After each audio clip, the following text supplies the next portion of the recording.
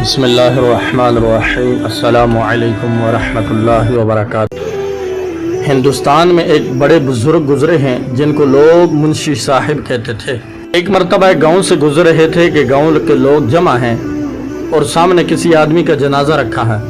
منشی صاحب وہیں کھڑے ہو گئے۔ لوگوں نے کہا منشی صاحب آپ جنازہ پڑھائیں۔ منشی صاحب نے کہا میں نہیں پڑھاتا، گھر سے پیغام آیا کہ منشی صاحب ہی پڑھائیں گے۔ لوگوں نے اس آدمی کی بیوی سے پوچھا کہ منشی صاحب کا نام تم نے کیوں لیا؟ اس نے کہا یہ آدمی جو فوت ہوا ہے اس نے فوت ہونے سے پہلے کہا تھا کہ میرا جنازہ منشی صاحب پڑھائیں۔ لوگوں نے کہا آج اتفاق سے آئے ہوئے ہیں، تو انہوں نے کہا کہ ہماری بات پوری ہو گئی۔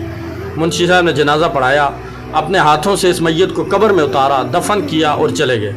جب دفتر میں پہنچے تو جیب میں دیکھا تو ملازمت کا کارڈ غائب تھا۔ خیال آیا کہ جب میں نے اس بزرگ کو قبر میں اتارا تو وہ کارڈ بھی قبر میں گر گیا۔ ملازمت کا مسئلہ تھا۔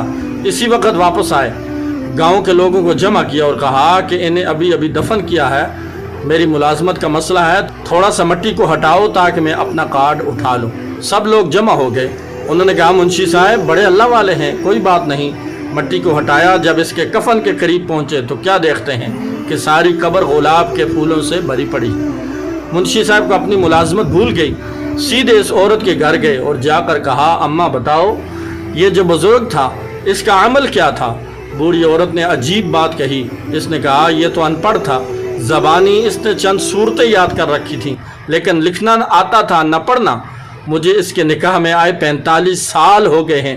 ایک کام یہ روزانہ کرتا تھا کہ جب صبح کی نماز پڑھ کر فارغ ہو جاتا تو قرآن سامنے رکھ لیتا اور اس کی سطروں پر انگلی رکھ کر کہتا اے اللہ تو نے یہ بھی سچ کہا، تو نے یہ بھی سچ کہا، تو نے یہ بھی سچ کہا۔ بس یہی عمل اللہ کو پسند آ گیا اور اللہ نے اس کی بخشش فرما دی۔ السلام علیکم ورحمۃ اللہ وبرکاتہ۔